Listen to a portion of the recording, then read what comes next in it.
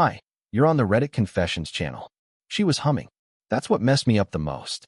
Not the dress, not the heels, not even the time on the clock. She was humming while zipping up her dress, like this was just another Tuesday.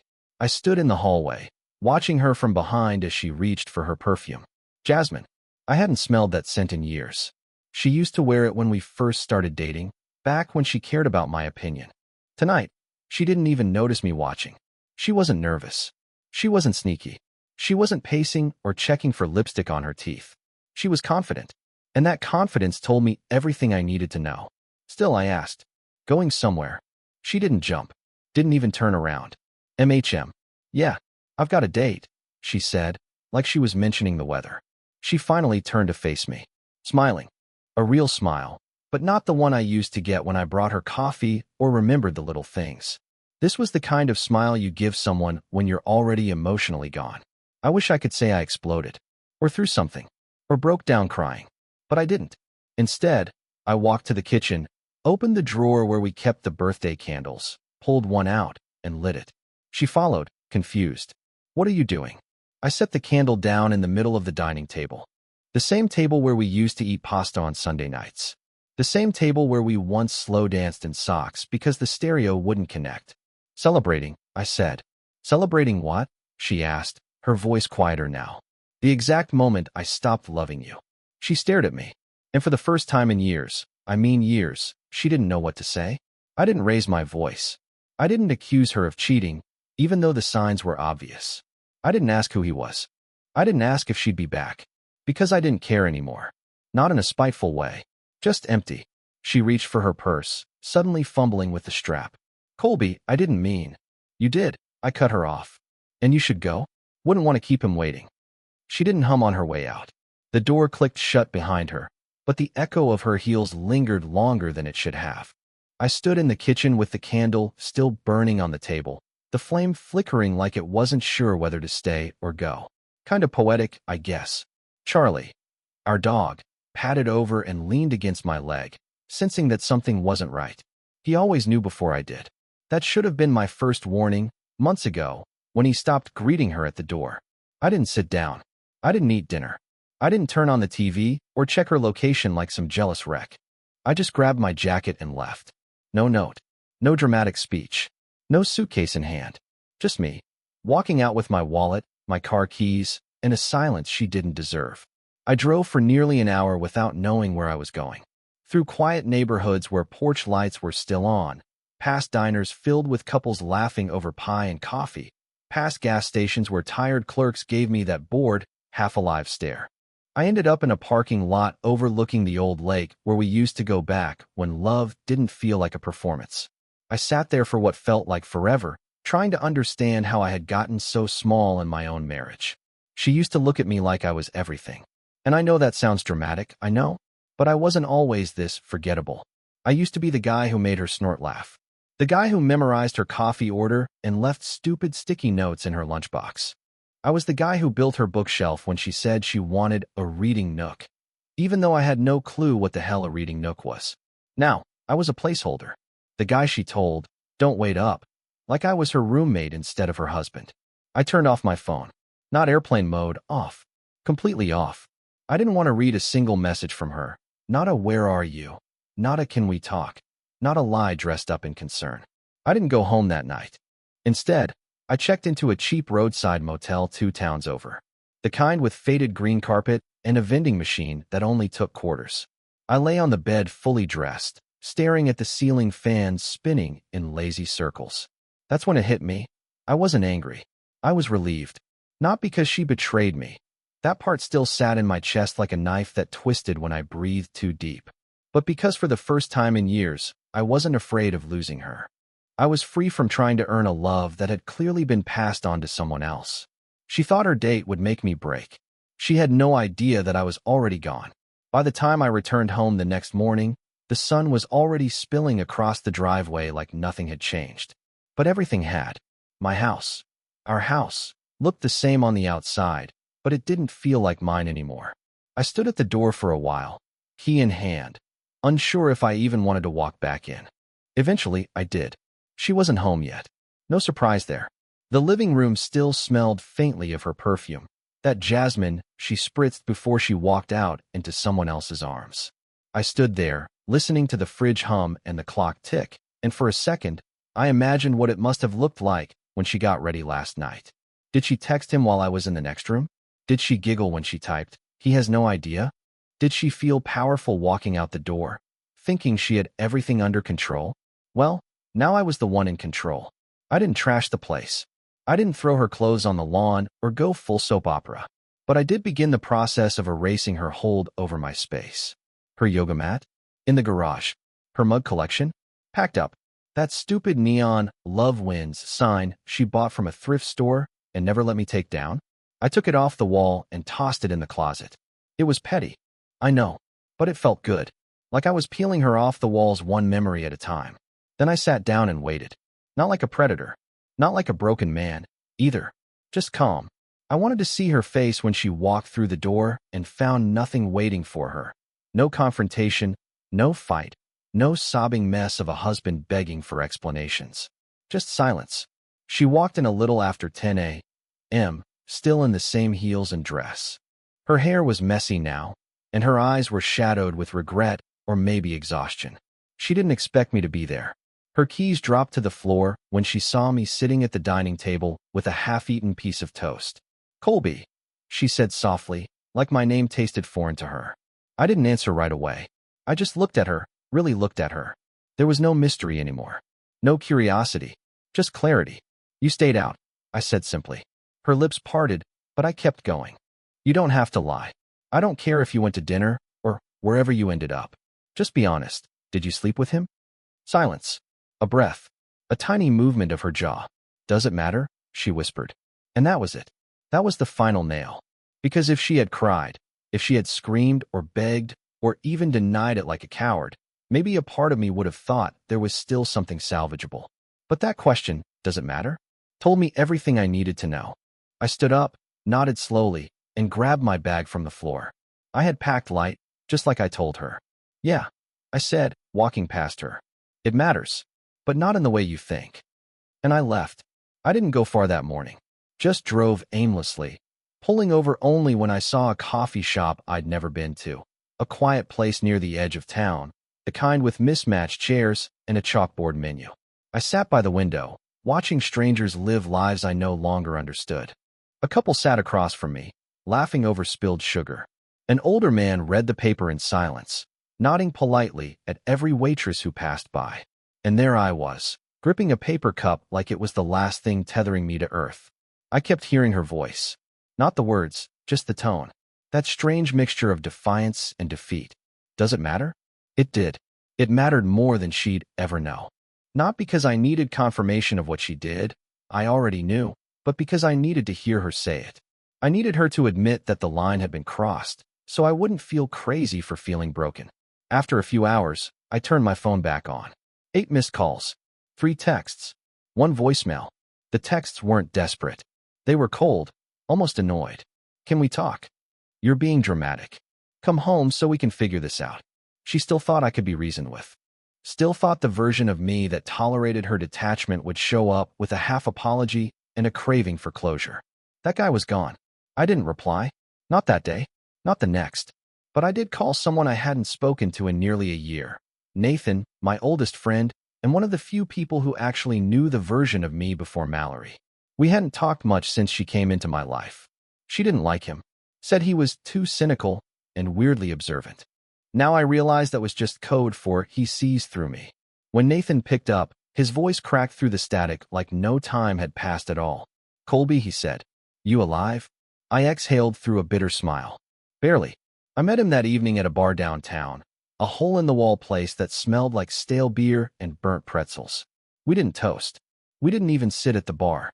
Just grabbed a booth in the back where nobody could overhear what I was about to say. I told him everything. The dress. The perfume. The date. The moment she said it with no shame. The moment I didn't break. The silence. The candle. Everything. When I finally stopped, Nathan didn't give me sympathy. He didn't call her names or talk trash. He just nodded slowly, drumming his fingers against the table. Then he asked a question I hadn't expected. Was this the first time she's done it? Or just the first time she told you?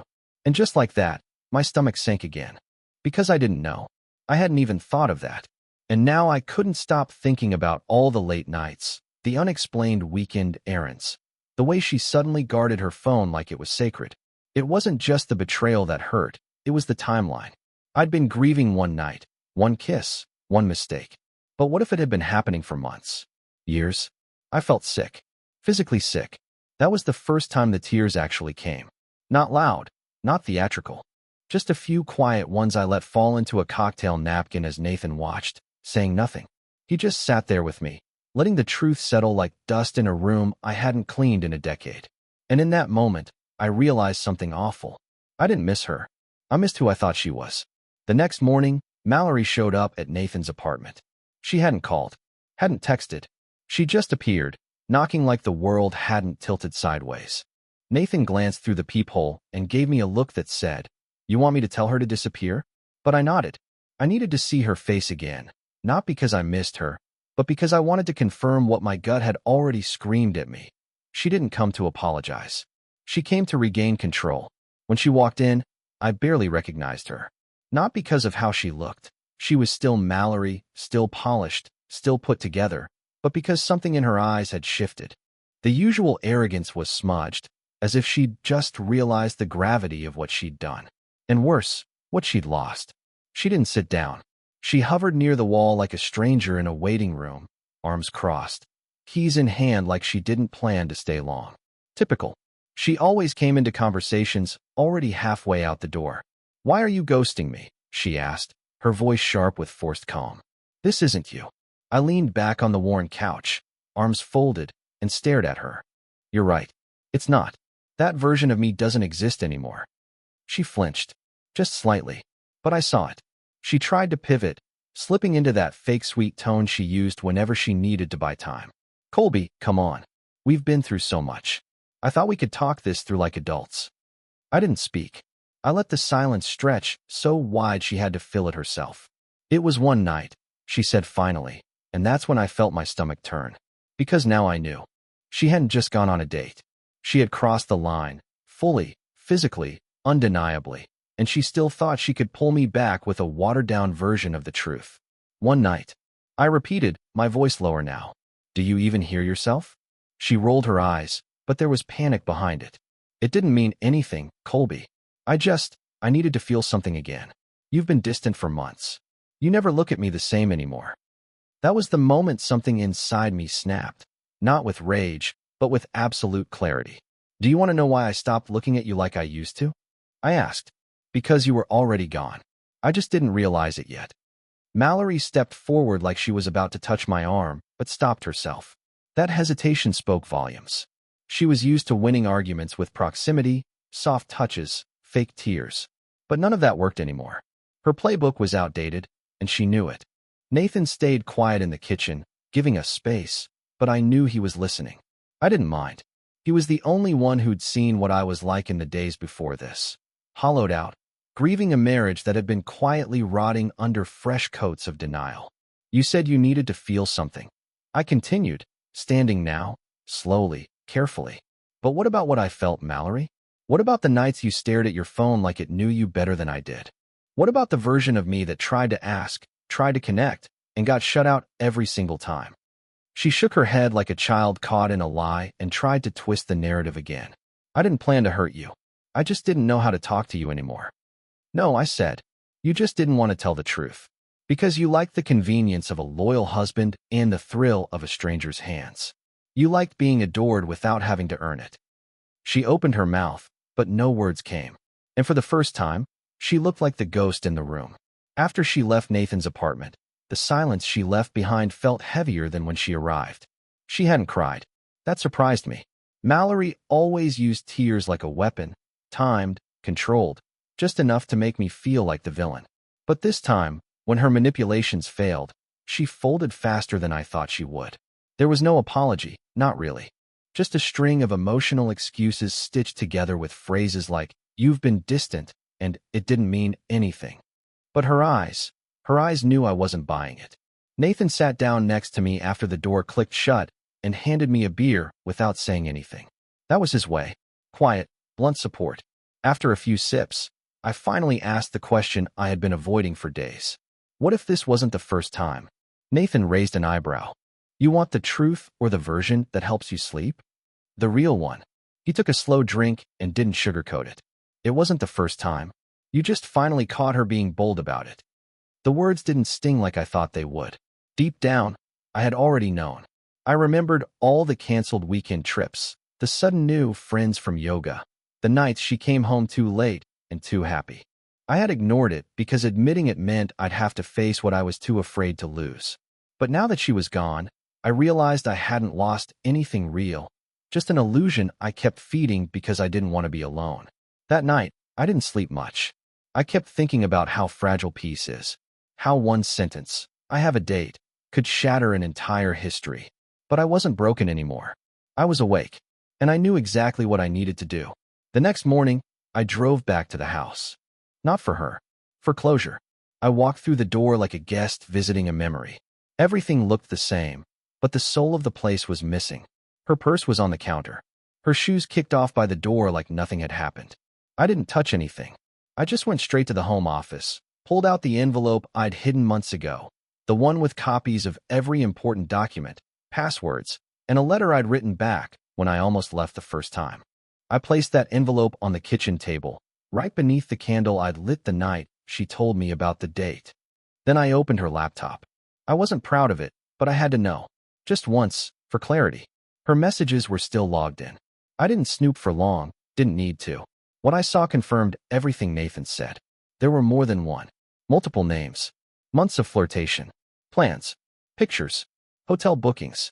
It was like falling down an elevator shaft made of screenshots. I closed the lid, took a deep breath, and left everything exactly where it was. I didn't delete anything. I didn't write any nasty messages. I didn't lash out. Instead, I took the spare house key off my ring, laid it next to the envelope, and locked the door behind me from the outside. But before I left, I did one last thing. I scheduled an email. Just one. It would send to her phone at exactly 6 p.m. The same time she told me she'd be out with a friend 2 months ago, the first night I now knew she'd cheated. The email said only this. I finally felt something too, freedom. I sat in the driver's seat across the street from our house, engine off, phone in hand. It was 5:59. The email was scheduled. There was nothing else to say, nothing to explain, no apology I needed to send or answer I was hoping to get. Still, I waited. I wanted to see her face when she read it. Not for revenge, not for closure, but because after all the silence and gaslighting, I deserved to see the moment she realized I was gone.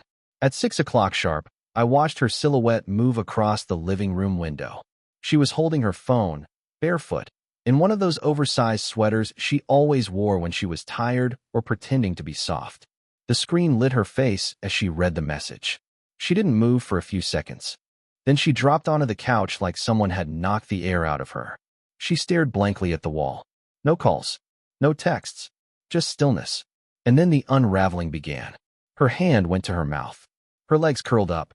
Her body folded in on itself, like someone had finally hit the center of her, the part she'd kept protected behind sarcasm, distraction, and infidelity.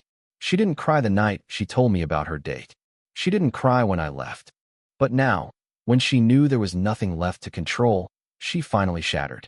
I drove off. That was the last time I saw her in person. Over the next few days, her messages came like waves during a storm.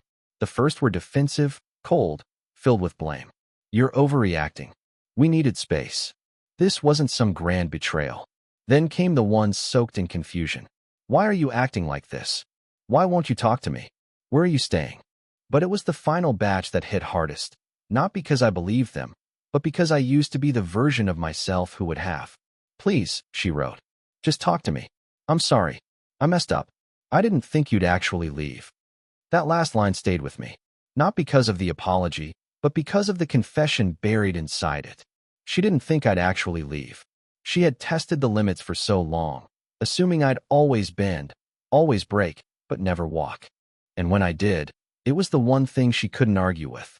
Nathan helped me find a place, a tiny furnished rental above an art studio downtown. It wasn't glamorous, but it was mine. The air didn't smell like lies. The bed didn't feel haunted. I kept it simple.